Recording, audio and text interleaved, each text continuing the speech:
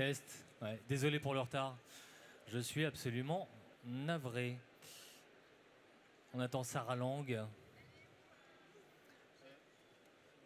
Ça aurait dû être ici, mais...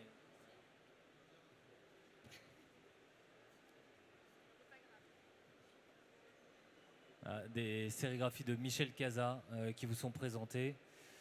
Une des sommités, évidemment, du monde de la sérigraphie.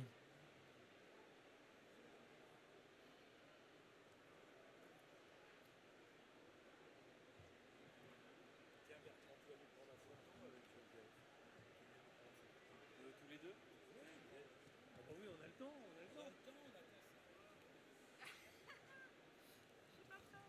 Un, deux. Oui, ça marche. Super. Oui. Merci, formidable. Est-ce que quelqu'un veut pas se mettre là, éventuellement? Est-ce qu'il y a un micro pour chacune et chacun? Hop, tiens, voilà. Le Pavlov est là. Donc ça, c'est pour avancer les slides, pour reculer. Ah oui, mais faut faire trop de trucs, tu peux pas le faire toi? Non, bah non, non. Moi, je fais autre chose. Hein. Là, je suis fatigué, ça fait 3 jours. Là, là, je suis en fin de vie. Hein. Je mets là, alors. C'est loin? Oui. On reste avec Et lui. puis voilà, Joseph au milieu, c'est très bien. Voilà. On recentre. La tech, ok. Allez, on a déjà beaucoup de retard. Et encore une fois, je suis mortifié, pardon. Bonjour à toutes et à tous et bienvenue à cette table ronde intitulée Sérigraphie, mon amour, un titre de Sarah Lang d'ailleurs, pour ne pas la citer, qui est en face de moi. Alors, nous allons parler d'une technique d'impression que beaucoup connaissent, que certains pratiquent et que d'autres aiment passionnément. Je parle évidemment de la sérigraphie. Une technique parfois perçue comme artisanale, marginale pour certains, trop lente pour d'autres, mais qui revient sans cesse au cœur des pratiques, qu'elles soient culturelles, industrielles, voire même militantes avec Papy Art en particulier. Alors pourquoi cet attachement? Pourquoi à l'ère du numérique, de l'instantané, de l'automatisation, continue-t-on à choisir la sérigraphie? Vaste question. Alors pour en parler, nous avons réuni 3 regards complémentaires. Pour commencer, Sarah Lang, donc, qui est designer graphique, cofondatrice de l'atelier Continuum à Strasbourg, et qui intègre la sérigraphie dans une pratique de design actuelle, exigeante et expérimentale. Bonjour Sarah. Bonjour. Nous avons également Joseph Beltante, qui est directeur du musée de l'imprimerie et de la communication graphique de Lyon, qui nous apportera une mise en perspective probablement historique, culturelle, entre patrimoine et création contemporaine, tout un programme. Bonjour Joseph. Bonjour. Et enfin, Papy Art, l'inénarrable Papy Art, sérigraphe engagé pour qui, je pense, la sérigraphie est autant un moyen d'expression qu'un acte politique et sensible. Bonjour Papy. Eh bien, bonjour. Alors j'ai une première question un peu générale pour ouvrir le débat, mais selon vous, pourquoi la sérigraphie continue-t-elle de susciter autant d'attachement à l'ère du tout numérique? Sarah, peut-être pour commencer. Alors moi commencerai par ne pas mettre les deux techniques d'impression en opposition. C'est deux façons de concevoir l'impression. La sérigraphie est la plus ancienne. Ça remonte à, on va dire, moins 600 avant Jésus-Christ. C'est la technique du pochoir. C'est la technique qui a permis d'imprimer sur tous les matériaux, qui se pratique dans le monde entier, par tout le monde, qu'on soit pas un professionnel de la chose, mais simplement un amateur avec une envie. On a envie d'autoproduire un objet. On peut faire de la sérigraphie très simplement et on peut amener cette technique dans les hautes sphères, en laboratoire, en chambre blanche. Donc on a toute cette palette qui s'offre à nous, on en est environné. Je ne vois pas pourquoi est-ce qu'on en vient encore aujourd'hui à nous questionner sur pourquoi sérigraphie, pourquoi numérique. La question ne se pose même pas. Alors par numérique, j'entendais aussi les écrans, le digital, au-delà de techniques d'impression. Alors il faut préciser, évidemment, nous incluons aujourd'hui l'outil numérique. On s'en sert évidemment pour préparer les écrans, pour préparer les fichiers, voilà, ça fait partie, c'est intégré, ça fait partie du process. On n'est plus obligé de tout faire à la main, en collage, en direct sur l'écran. C'est une des spécificités de la sérigraphie, c'est que cette technique évolue dans le temps. Donc elle intègre avec elle toutes les évolutions techniques. Voilà. Ce qui fait qu'aujourd'hui, elle est toujours à la pointe de la recherche et du développement et qu'on arrive toujours à l'emmener plus loin pour des choses plus précises. On en parlera en détail, oui. Un peu plus tard. Joseph, sur cette question de l'aspect contemporain de la sérigraphie, de sa vigueur aujourd'hui, comment vous l'expliquez? Moi, je crois que clairement, il y a eu le fait que le pop art américain arrive au moment de la création des musées d'art contemporain et que du coup, c'est une technique qui a rendu l'art aussi plus facile à comprendre, à rendre plus accessible aussi certaines images. Donc ça, c'était intéressant. Il y a le pochoir qui est évidemment antique, donc c'est le rapport entre pochoir antique et sérigraphie pop art. Mais derrière, pour nous, c'est la manière assez simple dont on peut maîtriser les codes des textes et des images. On peut récupérer la manière d'écrire et de dessiner avec une technique qui n'est pas simple quand même. C'est assez complexe à expliquer. Moi, je ne saurais jamais l'expliquer en 30 secondes. C'est le pire truc qu'on peut faire dans un musée. Voilà. Je suis d'accord, mais on me le dit à chaque fois. Mais quand il faut le dire en 30 secondes, c'est hyper dur en fait. C'est presque comme expliquer l'eau forte, la gravure, c'est terrible. Une fois qu'on a compris qu'il faut mordre du métal, on rentre dans des choses très complexes en fait. Donc je trouve que j'aime bien avec la sérigraphie, c'est qu'on ait un mix entre pouvoir faire ses banderoles, pouvoir attaquer directement, faire quelque chose de très rapide et en même temps toucher à la technique graphique hyper compliquée, hyper esthétique et qui vraiment j'aime bien ce mélange-là. Et donc c'est vraiment une technique qui est au cœur de cette relation qu'on a chacun avec les images. Ouais. Papy, votre avis sur le sujet?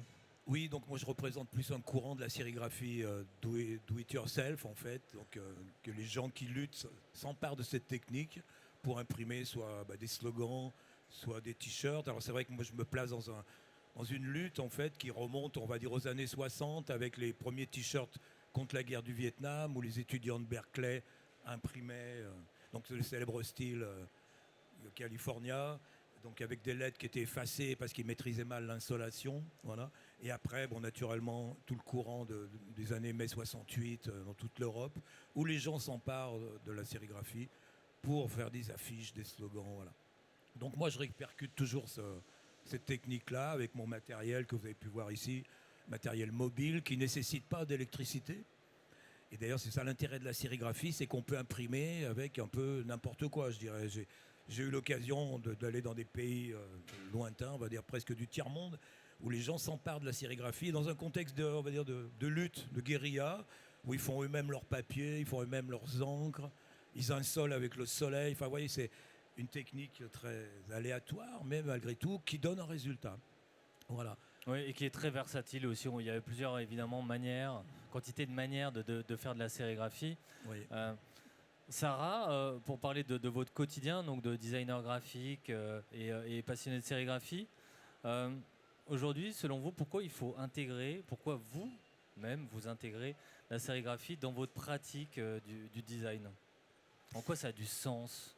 Alors moi, je suis pas un bon exemple. Je suis tombée dans la marmite pendant mes études de graphisme. C'est la rencontre avec l'imprimerie, la sérigraphie et la typographie caractère plomb qui m'a fait aimer le graphisme. Donc pour moi, la question ne se pose pas. Quand je conçois quelque chose, je vais intégrer sa fabrication. Comment ça va être imprimé, sur quel matériau, quelle technique je vais employer, ce qui va me permettre de préparer mon projet au mieux. C'est l'impression qui permet la matérialité et qui permet à une idée d'exister. Donc j'intègre le processus complet d'entrée de jeu. Voilà, donc je ne sais pas si je réponds à la question, mais pour moi aujourd'hui on a le choix dans les techniques, on a un accès à tout. Ce qui compte c'est la transmission, c'est de connaître, de s'intéresser, d'être curieux, d'apprendre. Moi j'apprends encore tous les jours. C'est un monde extrêmement riche pour peu qu'on s'y intéresse. Et on a le choix de la technique en fonction de ce qu'on a besoin de faire, peu importe le type de commande ou d'objet. Est-ce que c'est pour du pérenne, est-ce que c'est pour de l'éphémère, en fonction, on va choisir de la sérigraphie ou pas. Oui. Et est-ce que la sérigraphie induit une forme de contrainte technique? En tout cas, est-ce que vous l'entendez comme une contrainte? Et est-ce que vous l'intégrez justement dans votre conception même graphique? Mais toutes les techniques d'impression ont leurs contraintes. Oui, absolument, mais en particulier Alors pour la celles qui peuvent être, sérigraphie, liées à la sérigraphie. oui. Alors, moi, je vais penser le matériau, par exemple, pour ce projet-là, qui était Quel est-il ? donc Merci, Joseph. on a proposé un carnet en cuir travaillé donc avec une illustration originale commandée à une illustratrice, des encres spécifiques préparées pour tenir sur le cuir, une maroquinière qui a développé cette pochette. Donc c'est un carnet, c'est un document, enfin un objet du coup qu'on a réalisé pour le service du protocole de l'Eurométropole de Strasbourg. C'est du sur-mesure, une petite édition, une centaine d'exemplaires sur des cuirs de différentes couleurs. La contrainte de la sérigraphie, on l'a intégrée d'entrée de jeu. On savait que sur ce matériau-là, ce serait de la sérigraphie. Et donc qu'il faudrait traiter l'image d'une certaine façon pour pouvoir ensuite l'imprimer. Et quand on a cette pensée complète sur l'entièreté du processus, depuis la conception, on peut aussi passer commande de la bonne façon pour que le fichier soit préparé de la bonne façon et que l'impression se passe au mieux. Oui. Donc ça veut dire se parler en fait. Oui, absolument, qu'il y ait un échange. Merci, Joseph. Est-ce qu'il est parfois difficile de convaincre vos clients de passer par la sérigraphie ? Est-ce qu'ils peuvent être tentés par des solutions qu'ils peuvent juger, en tout cas, attention, hein, juger plus rapide, moins cher, etc. Alors, les clients qui viennent dans notre atelier viennent pour la sérigraphie. Oui, parce que vous avez un atelier qui s'appelle Continuum. Oui, ouais. On a suffisamment travaillé pour qu'on nous identifie comme étant des imprimeurs en sérigraphie, design graphique et impression en sérigraphie. Quand moi je conçois pour des clients et que je leur propose la technique d'impression qui va aller avec, ben, je peux être amenée à proposer de l'impression numérique ou de l'offset ou de la typo ou de l'ennoblissement dans une autre technique. Enfin, finalement, ça dépend du projet. Mais quand on vient nous voir pour de la sérigraphie, là, on peut commencer à discuter, à aller éprouver le projet, à aller proposer, chercher le support qui va aller au mieux pour que la matérialisation aille dans la continuité du projet. On ne va pas imposer un papier si ce n'est pas le bon papier. On va aller chercher dans notre bibliothèque, on va faire des essais, on va prendre tout ce temps-là, que ce soit pour un petit projet que pour un projet de plus grande ampleur. On a cette même démarche. Oui, vous préférez travailler sur le temps long pour être dans une réponse ad hoc. Oui, évidemment, c'est aussi plus exaltant probablement. Oui, on a choisi une forme d'atelier artisanal où on prend le temps de... Merci. Où on prend le temps... C'est votre associé Fatih oui, Kémissi. c'est Fatih Kémissi, l'artisan d'art sérigraphe. Il se trouve qu'en 2016, la Chambre des métiers a bien voulu reconnaître la pratique plus créative de la sérigraphie comme pouvant faire partie des métiers d'art. Donc on a cette spécificité-là depuis quelques années. Avant, il n'y avait pas cette reconnaissance en France. Voilà, donc là c'est un travail où on va prendre le compte-fil, un petit outil qui permet de vérifier que l'impression est bien imprimée, bien calée, que les couleurs sont bien ajustées, demander à l'artiste si ça lui convient, reprendre peut-être un passage. Voilà, on a vraiment un temps de discussion. Mais qu'on fasse une planche pour un livre à 25 exemplaires, pour n'importe quel projet, on va avoir cette démarche-là. Oui, ce projet en particulier, quel est-il ? Merci Joseph, encore une fois. Là, c'est un très très beau livre pop-up du duo d'illustrateurs Isinori, qui ont, en plus d'être publiés par plein de grandes maisons d'édition, ont choisi de mettre une petite somme d'argent en disant on va autoproduire un livre à 100 exemplaires. On met l'argent sur la table, on fait appel à un atelier. Ils le réalisent, ils le vendent. En général, c'est épuisé. Et avec les sous, ils vont toquer à la porte d'un autre atelier. Et donc, comme ça, ils font un livre, un atelier de sérigraphie. Ils se font plaisir. Ça, c'est vraiment pour le pur bonheur d'autoproduire en toute liberté un objet qui les intéresse. Ouais, très bien. Je me tourne à présent vers. Voilà, c'est une autre illustration avant de parler avec Joseph du musée de l'imprimerie et de la communication graphique à Lyon. Sarah, oui, ce projet également dans un Oui. restaurant lyonnais, pour le coup, ultra local. Oui, Bouillon Barat, c'est l'ancien rue du Bat d'Argent, l'ancien carré d'or, si je ne me trompe pas. En presqu'île. Ouais, on nous a demandé de sérigraphier l'ensemble des éléments décoratifs muraux de cette brasserie. Donc pour ce faire, ce n'est pas de l'encre qu'on utilise, on va mélanger du pigment pour lui permettre de passer à travers la maille de l'écran. Donc on pose l'écran sur le carreau et avec une racle d'impression, on vient, Papillard vous montrera ça, on vient appuyer, ça passe à travers et ça se dépose sur le support. Donc ça on le fait avec du pigment, quand c'est sec, on le cuit dans un four à céramique à plus de 800 degrés. Et le pigment vient fusionner à l'émail du carreau, de la porcelaine, peu importe ce qu'on utilise comme support. Là, pour cette brasserie, c'était du carrelage. Et donc, voilà, on a développé cette spécificité-là au fur et à mesure des années. Très bien. Je me tourne à présent vers Joseph Beltante, donc directeur du musée de l'imprimerie et de la communication graphique. Vous pouvez passer sur vos slides si vous le désirez, Joseph. Voilà, donc on voit une sérigraphie là d'Andy Warhol, hein, si je ne m'abuse. Ma question, elle est assez simple, mais comment vous emparez de la sérigraphie, comment vous l'utilisez au sein du musée que vous dirigez? Alors du coup, moi je vous passe quelques images de pourquoi et comment un musée travaille la sérigraphie. Donc tout ça, c'est issu de nos collections. Donc, concrètement, on a évidemment quelques sérigraphies d'Andy Warhol, mais si possible celles qu'on ne connaît pas ou celles qui sont moins connues ou un peu plus intéressantes parce que c'est des objets un peu comme des disques parfois, comme des sacs, comme des invitations. C'est très beau, c'est très sensible aussi. La sérigraphie est vraiment tellement diverse que du coup on la retrouve maintenant vraiment partout. Et un de nos travail, par exemple sur une invitation comme celle-ci, c'est de montrer à la fois la qualité sur juste un objet qui peut être minimal, mais qui apporte un aspect assez fantomatique parfois, ou des accidents, parce que la sérigraphie c'est l'accident, et ça amène pour les artistes un objet qui leur échappe parfois et qui est assez intéressant. Donc pour le musée de notre côté, évidemment, Warhol est un peu une porte d'entrée vers une certaine sérigraphie. Ensuite, du coup, on a un artiste comme Gérard Paris-Clavel avec lequel on a beaucoup travaillé, on a fait beaucoup d'expos, qui est pour la France vraiment le graphiste qui, depuis 68, est l'atelier de création parisien d'affiches pour les manifestants et les manifestantes, crée des affiches depuis qui sont assez incroyables en sérigraphie, qu'on ne connaît pas forcément et qu'on essaye d'afficher dans la ville notamment. Donc à la ville de Lyon, on a affiché tout ce que vous allez voir. Et c'est vrai que dans une ville, c'est assez bizarre des fois de voir ça, mais ça nous permet aussi de dialoguer avec la rue et le graphisme. C'est des images très, très belles, très, très, très percutantes. J'en montre quelques-unes, hein, bien sûr. On en a une cinquantaine, pour en tout cas de grandes affiches et des grands formats. Il est très connu pour cet objet-là dans les manifestations aussi, Rêve Général. C'est quelqu'un qui travaille aussi assez directement dans les manifestations avec les manifestants et les luttes sociales.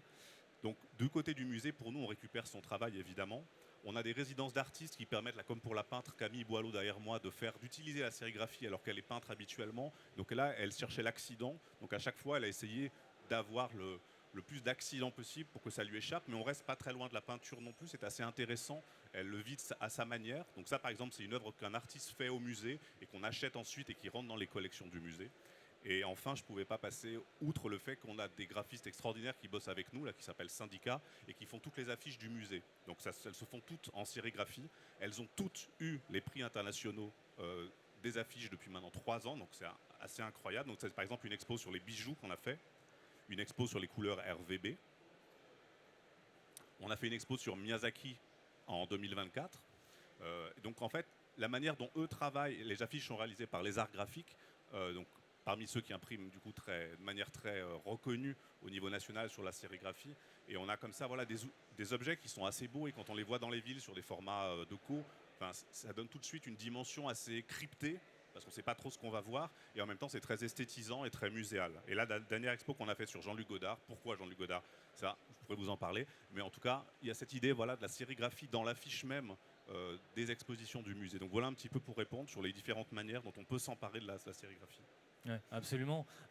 D'ailleurs, une des vertus, une des missions peut-être même du musée, c'est la pédagogie. est-ce qu'il est aisé de parler de sérigraphie, de parler de technique, ou est-ce que finalement c'est quelque chose qui est pas évident? Vous avez commencé déjà à l'évoquer, hein, c'est pas évident en fait de parler de sérigraphie. Alors, évidemment, quand on travaille avec Papy Art, c'est très évident. C'est-à-dire que du coup, quand vous avez le matériel, la personne, la photographie, quand vous avez la photo de la manifestation où Papy Art a travaillé, où on voit l'image, enfin, c'est hyper simple en fait. Donc l'atelier, la rencontre avec l'artiste, avec l'artisan, cette idée d'artisanat, elle est super sur la sérigraphie. C'est que vraiment, à part Warhol, qui est cet objet un peu monstrueux, qui n'est pas tant que ça au final, c'est quelqu'un qui aime les images, mais c'est finalement quelque chose de très artisanal. Donc quand on rencontre l'artisan ou la personne qui le fait, on communique vite et ça va vite. Quand on est tout seul, par contre, à devoir expliquer devant une salle ce qu'est la sérigraphie, là, c'est la catastrophe, quoi, parce qu'on commence à dire bah oui, c'est facile, on isole, enfin, il y a des mailles, il y a des cadres, il y a des couleurs, et puis après on est perdu, personne ne comprend rien, et on se perd soi-même. Donc du coup, la rencontre avec l'artisan, elle est vraiment importante, les artistes. Donc au musée, l'idée, c'est venez voir les artistes, il y a des ateliers avec Papy Art ou d'autres, et c'est ça qui donne envie. Et je pense que du coup, tout part des artisans. Ouais. Et au-delà de ça, il y a aussi le fait que la sérigraphie infuse dans le quotidien. Parce qu'on la retrouve sur des t-shirts, sur des tote bags, mais on ne le sait pas forcément. Et c'est là aussi où effectivement ça a du sens, et c'est là où vous avez un rôle en tant que musée pour dire ah, regardez, ça passe aussi par là. Et, l'exemple typique, semaine dernière, j'ai quelqu'un qui vient m'offrir en don, offrir au musée une collection de pochoirs depuis le XIVe siècle. Donc tout d'un coup, je me retrouve avec 150 pochoirs qui sont magnifiques, qui sont en bon état, qui datent du 14e, 15e, 16e, mais qui racontent derrière ça une histoire de la sérigraphie aussi. Donc c'est palpitant, mais c'est vrai que c'est un truc qui est à portée de main. Et cette sérigraphie-là, on peut s'en emparer, on peut faire des choses. Et je trouve que c'est à la fois, on essaie d'être politique en tant que musée, faire du service public. Donc du coup, la sérigraphie aussi, comme arme politique, permet de dire ça, par exemple, assez fortement. Ouais, ça me permet de faire la transition en parlant de politique sans être partisan, hein, évidemment. Hein. Oui, tout à fait. Non, mais par exemple, moi, je parlerai de mon public plutôt que ma clientèle en sérigraphie. Et les contraintes que rencontre mon public, c'est des contraintes essentiellement financières. Donc moi, je les sollicite pour qu'ils impriment des tote bags ou des t-shirts ou des affiches. Et c'est vrai qu'on est dans un pays riche et il y a beaucoup de déchets. Donc je vais les solliciter pour qu'ils aillent récupérer des t-shirts dans des organismes humanitaires ou même des papiers, des affiches pour imprimer au dos. Le but étant qu'ils arrivent à s'exprimer et qu'ils le fassent par eux-mêmes, en fait. Voilà. Le but, c'est de transmettre la technique. Légèrement, je montre au début et après, ils s'en servent. Et je leur dis aussi qu'il n'y a pas besoin d'électricité. Bon, vous pouvez le tester avec mon vélo, avec un chariot de supermarché. Enfin, tout est possible avec la sérigraphie. On n'a même pas besoin d'ordinateur. Là, par exemple, là, c'était pour une manif. Donc, le célèbre typon de sérigraphie qui est dessiné sur un calque avec de l'encre trouvée dans une benne, passé au pinceau, et après c'est insolé, voilà. Donc effectivement, c'est spécial, hein, mais le but, c'est que chaque manifestant ait un carton après imprimé à brandir dans la manifestation. S'en emparer, repartir avec, plutôt que rester les mains dans les poches. Voilà, chacun est acteur de la manif. Après, voilà. Ouais. Et donc moi, je fais partie, si je peux me permettre, d'une association qui fait un peu de l'éducation populaire, c'est-à-dire qu'on transmet ces techniques de sérigraphie, on les incite à se former. Donc sur Lyon, on est à peu près 25 sérigraphes de différents niveaux. Il y en a qui vivent comme une société de sérigraphie, d'autres qui donnent des cours, enfin voilà, c'est un peu large. Mais on se regroupe comme ça pour former les gens. Chaque année, on fait un calendrier collectif, on fait des fêtes. Voilà. On aime bien l'éducation populaire, que les gens s'emparent de cette technique. Voilà.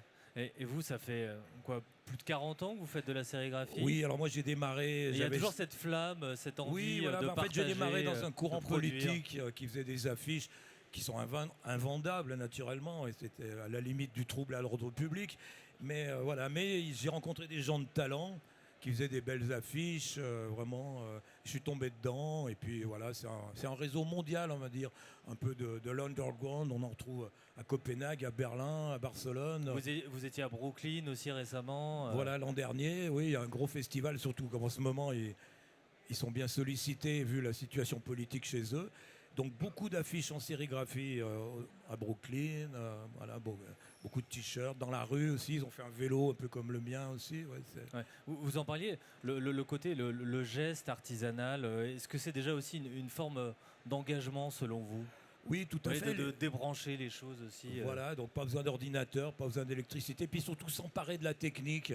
En une semaine, vous êtes au top pour imprimer. Bon, après, effectivement, il y a quand même des contraintes techniques, mais en gros, vous pouvez faire votre encre. Enfin voilà, donc les gens peuvent s'en emparer facilement. Puis après, c'est une passion. Après, c'est comme la drogue, on peut plus s'en passer. Ouais. Même si vous ne buvez pas et vous ne vous droguez pas. Hein. Voilà, non, C'est oui, important oui, de le oui, dire. Attention les jeunes. Mais qu'est-ce qu'il imprime? C'est très productif en effet. Comment vous choisissez vos supports, vos encres? D'ailleurs, pas forcément des encres aussi non plus. Enfin, c'est intéressant. Vous essayez de détourner un peu les choses aussi parfois. Oui, alors c'est le côté aussi ludique de la sérigraphie, c'est-à-dire que dans des fêtes, dans des festivals, on essaye de tester des nouvelles encres. Par exemple, ça peut être du ketchup, donc qui donne sur du papier blanc, ça fait un côté doré en fait. On ne sait pas une fois que c'est sec. On a imprimé sur des tranches de mortadelle avec de la moutarde aussi, voilà. Donc, on faisait des encerclés anarchistes sur de la mortadelle, enfin voilà. Non mais ça c'est à bon. Bologne la rouge peut-être, Voilà, de la mortadelle. ouais. Pardon. Et puis en fait toutes les techniques, voilà, on peut. Ouais. Et surtout support en fait, hein, tout est imprimable vu que c'est le système du pochoir. Dessous on met ce qu'on veut, voilà. Ce côté politique aussi, on en parlait avec Joseph en préparant la table ronde, et vous me disiez, parce que vous avez aussi une culture assez américaine, visuelle, en tout cas vous avez étudié le sujet, et évidemment on est en période d'élection municipale à Lyon, hein, on va pas se mentir, et est-ce qu'aujourd'hui aux États-Unis ils ont une longueur d'avance sur le fait de s'emparer de codes visuels qui tranchent un peu avec des codes assez traditionnels pour ne pas dire réactionnaires? On a vu la campagne de Zoran Mamdani qui est super intéressante à New York à cet égard-là et qu'on retrouve absolument pas en France. Pourquoi? Je pense qu'il y a une méconnaissance de l'intérêt de la technique pour transformer une campagne. Aux États-Unis, on sait que la campagne doit être disruptive en termes visuels. En France, non. C'est plutôt on cherche un message, on cherche des idées qui viendraient amener une réflexion, mais on pense moins à l'image des candidats. Ça arrive quasiment jamais. Non, oui, Mamdani a mis du jaune parce que il y avait le taxi new-yorkais. Sa mère est réalisatrice de films à Bollywood. Du coup, les codes indiens de la typographie sont venus se mêler à sa campagne. C'est très bien joué. Mais comme Obama avait fait avec Obey ou d'autres, donc on sait que les hommes et les femmes politiques ont besoin de maîtriser leur image et donc d'en donner une idée un peu séduisante. Et c'est là où la sérigraphie peut arriver plus facilement. Ça donne un portrait, des images qui sont plus séduisants que la réalité. Et en France, effectivement, c'est pas du tout, c'est totalement mis de côté, quoi. Et on comprend pas parce que c'est vrai que je pense que ça aiderait pas mal. On voit les difficultés qu'ont les hommes et les femmes politiques à connecter avec les personnes. C'est que l'idée de l'image graphique et de maîtriser ça permettrait vraiment, j'imagine, un dialogue beaucoup plus facile. Mais c'est vrai que ça reste très limité. Ouais, et peut-être même séduire les jeunes générations qui ne votent pas, mais qui pourraient être touchées par des codes visuels hyper 2026, Sarah. C'est possible. Je ne sais pas, sans doute. C'est très culturel en fait. On n'a pas du tout la même approche de la culture graphique en France et dans les pays anglophones. On le voit aujourd'hui aussi dans les commandes, dans la façon de s'emparer des supports. C'est un peu le côté en tout cas estampe, œuvre d'art imprimée sur papier. En France, il y a une sorte de déclin. Il y a des périodes, ça revient, ça repart, mais clairement, on n'a pas du tout la même culture visuelle, graphique, même si on se targue d'être un pays cultivé.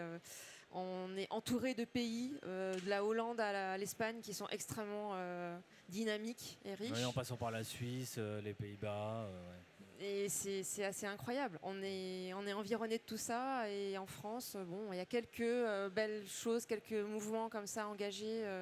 Ça commence un peu à dater quand même.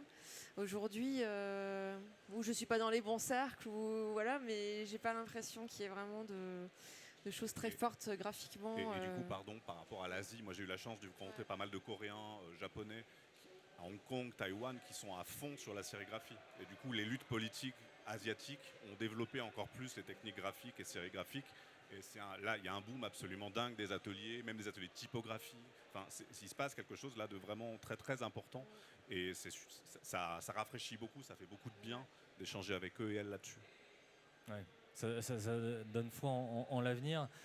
Sarah, pour revenir à des considérations un peu plus terre à terre, plus industrielles, est-ce qu'on peut encore parler d'innovation technique en sérigraphie, ou est-ce qu'on est surtout sur une réinterprétation du passé? Alors je ne sais pas, c'est toujours le même principe, donc l'écran à travers lequel on fait passer un matériau, que ce soit du chocolat sur une crêpe, du ketchup, de l'encre, du pigment. On a parmi nous Mistral Graphique qui fabrique des encres sur mesure, plus folles les unes que les autres, avec des inclusions de diamants qui vont révéler une image si on la flash, ultra pailletée. Qu'est-ce que je peux vous montrer? Enfin voilà, tout à l'heure j'ai rencontré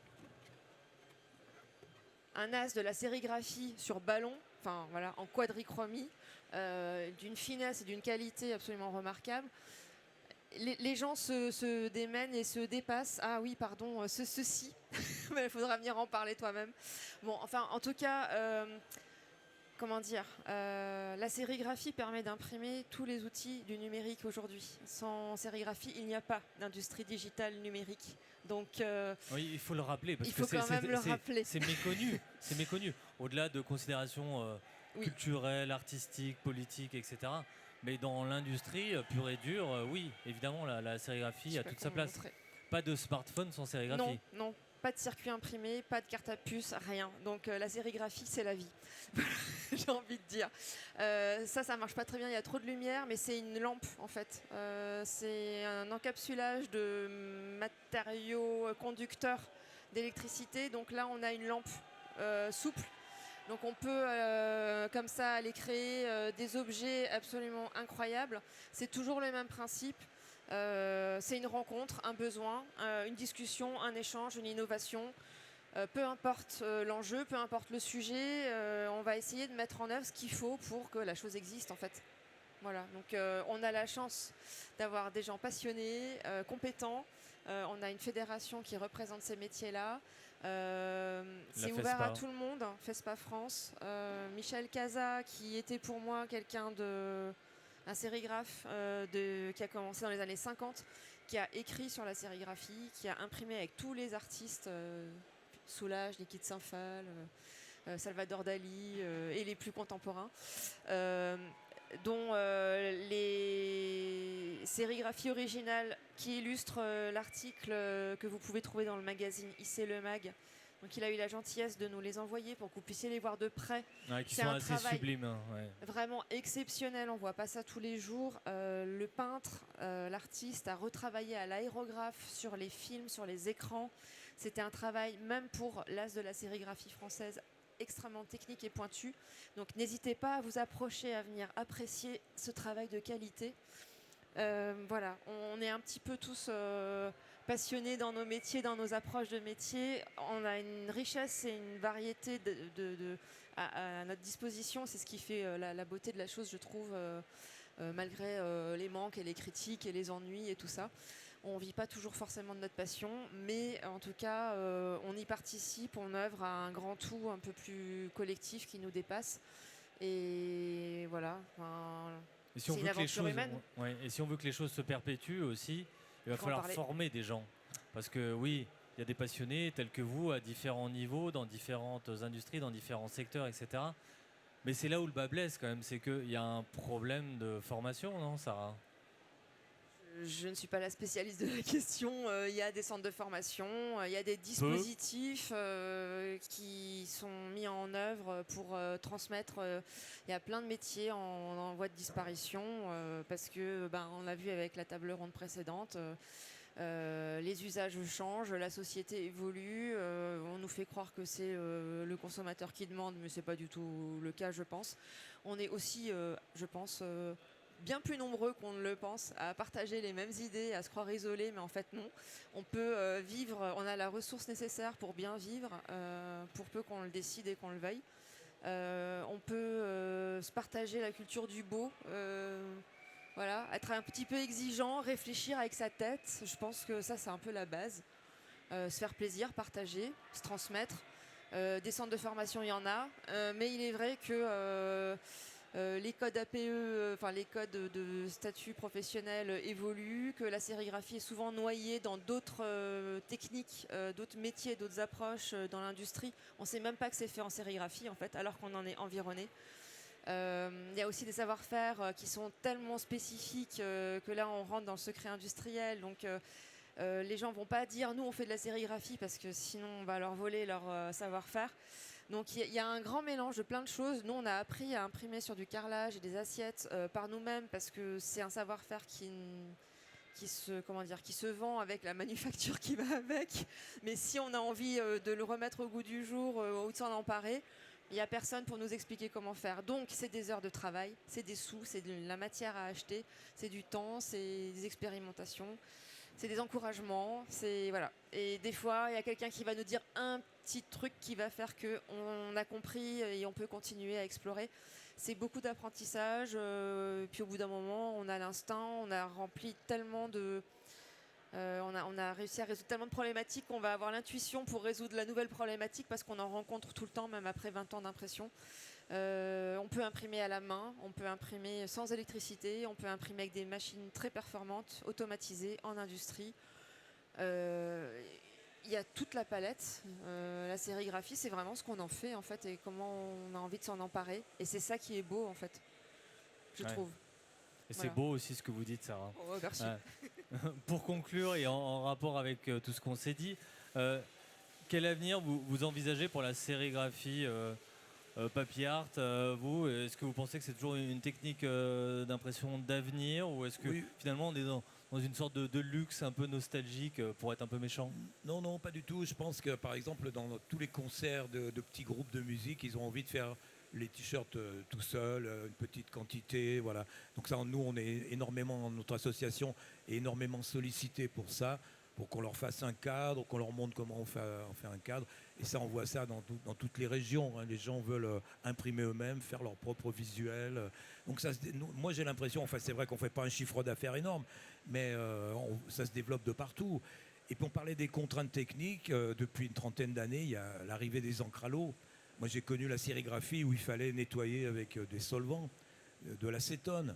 Voilà. Donc maintenant, on peut faire de la sérigraphie avec des personnes déficientes qui ne vont pas tomber à la renverse parce qu'elles ont sniffé de l'acétone, vous voyez. Donc, et puis on rince à l'eau, à la rivière. Enfin, voilà, y a pas... Donc il y a une énorme évolution de la technique. Ça nous pousse en fait. Et voilà. Ouais. Joseph, votre avis sur la manière dont les artistes voudront s'emparer de la sérigraphie dans les années qui viennent? Vous êtes plutôt optimiste sur le sujet? Moi, je suis toujours très, très optimiste. Du coup, moi, je pense vraiment... Bon, par exemple, j'ai rencontré, il y a 15 jours aussi, 2 jeunes papetiers qui ont 22 ans, qui ouvrent une papeterie. Des sérigraphes, des typographes. Donc, les nouvelles... Alors, c'est dur de dire nouvelle génération, parce qu'en fait, ça se transmet sans arrêt, ça bouge. Mais ça va continuer, on veut faire à la main après le digital. Donc, ça va revenir, ça va être là. Moi, par contre, ce que je trouve intéressant, c'est qu'on a énormément de collectifs, et notamment des collectifs de femmes sérigraphes, qu'on redécouvre aujourd'hui. Je pense au collectif Voix Off de 1970 plutôt, et surtout aux Anglaises de Red Woman Workshop qui sont assez incroyables, que personne ne connaît, qui ont fait la sérigraphie pendant 10, 15, 20 ans, qu'on redécouvre seulement maintenant. C'est des herbiers incroyables d'images qu'on n'a pas du tout l'habitude de voir et qui viennent nous frapper par les couleurs, par la force. Donc cette idée, enfin, la couleur de la politique de la sérigraphie, c'est la couleur, c'est les couleurs. Et du coup, ça ne peut pas disparaître. Cette force-là amenée par les couleurs, cette réalité et un peu cette 3 dimensions avec les couleurs. Donc, je suis plutôt optimiste là-dessus. Je pense qu'on va de toute façon vers un durcissement de la manière dont on va jouer avec ça. Les luttes sont en train de se multiplier, donc on va avoir besoin de sérigraphie. Et de l'autre côté, on redécouvre des champs scientifiques et des champs artistiques qui vont amener la sérigraphie encore plus au cœur des débats. Donc, et la bande dessinée en plus qui tourne par là, qui commence aussi à avancer pas mal sur tous ces sujets-là. Donc non, il n'y a pas de problème a priori. La formation, oui, mais le reste, non. Très bien. Sarah, un dernier mot sur cette question d'avenir. Madame Irma. Je sais pas. Essayez si vous en avez jamais fait. Allez sur n'importe quel salon, festival, essayez, mettez la main à l'encre. Si vous êtes professionnel, passez commande à vos imprimeurs en sérigraphie en ton direct. C'est tellement beau, c'est d'une qualité inégalée par aucune autre technique d'impression. Il n'y a pas besoin de remettre des vernis et des couches de plastique et de machin. C'est beau, ça dure dans le temps, c'est de la qualité, ça tient sur tous les matériaux. C'est un champ d'exploration, ça rend libre en fait. On peut simplement faire ce qu'on a envie. Je vois pas mieux. Enfin... Très bien. Eh bien, écoutez, merci à toutes et à tous. Et merci au public d'avoir assisté à cette table ronde. Bonne fin de journée. Merci. Et juste une page de publicité. Allez, Donc si vous voulez voir de la réclame. sérigraphie sur la place de la Croix-Rousse, c'est le dimanche 17 mai. On va faire un petit festival. Il y aura 50 sérigraphes et 22 ateliers. Vous pourrez imprimer vous-même. Voilà. Dimanche 17 mai 2026, place de la Croix-Rousse, Lyon 4e. Merci. Raclette partie.